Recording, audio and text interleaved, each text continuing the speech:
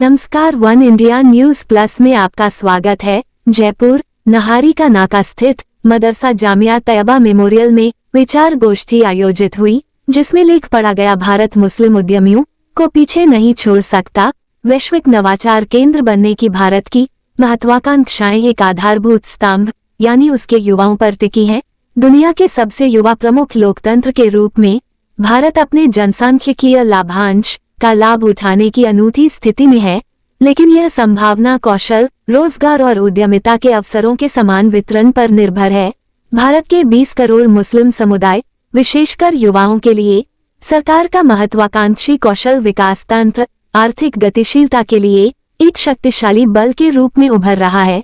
Startup India और make in India अभियानों के चौराहे पर एक नई कहानी आकार ले रही है, जहां युवा मुस्लिम न केवल भारत की विकास गाथा में भाग ले रहे हैं, बल्कि उसे सक्रिय रूप से आकार दे रहे हैं। इस बीच दीन दयाल उपाध्याय ग्रामीण कौशल योजना DDUGKY के माध्यम से ग्रामीण मुस्लिम युवाओं तक अवसर पहुंच रहे हैं। उन्हें खुदरा, आतिथ्य, स्वास्थ्य सेवा और रसद में प्रशिक्षण दिया जा रहा है। इन क्षेत्रों में नियुक्तियों में तेजी देखी जा रही है। भारत मुस्लिम उद्यमियों को पीछे नहीं छोड़ सकता। वैश्विक नवाचार केंद्र बनने की भारत की महत्वाकांक्षा एक आधारभूत स्तंभ यानी उसके युवाओं पर टिकी है। दुनिया के सबसे युवा प्रमुख लोकतंत्र के रूप में भारत अपने जनसांख्यिकी लाभांश का लाभ उठाने की अनूठी स्थिति में है, लेकिन ये संभावना कौशल, रोजगार और उद्यमिता के अवसरों के समान वितरण पर निर्भर है। भारत के 20 करोड़ मुस्लिम समुदाय, विशेषकर युवाओं के लिए सरकार का महत्वाकांक्षी कौशल विकास तंत्र आर्थिक गतिशीलता के लिए शक्तिशाली बल के रूप में उभर रहा है।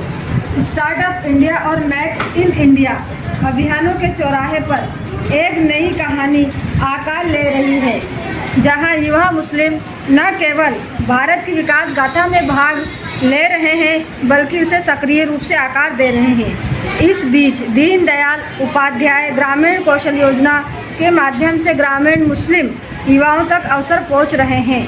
उन्हें खुदरा, आतिथ्य, स्वास्थ्य सेवा और रसद में प्रशिक्षण दिया जा रहा है। इन क्षेत्रों में नियुक्तियों में तेजी देखी जा रही है। DDUGKY ये सुनिश्चित करता है कि बारपेटा या किशनगंज जैसे पिछड़े जिलों के युवा भी भारत की औपचारिक अर्थव्यवस्था में भाग ले सके। यह महत्वपूर्ण है क्योंकि ग्रामीण मुस्लिम युवाओं के पास अक्सर पेशेवर नेटवर्क, कोचिंग या नौकरी के रेफरल तक पहुंच की कमी होती है।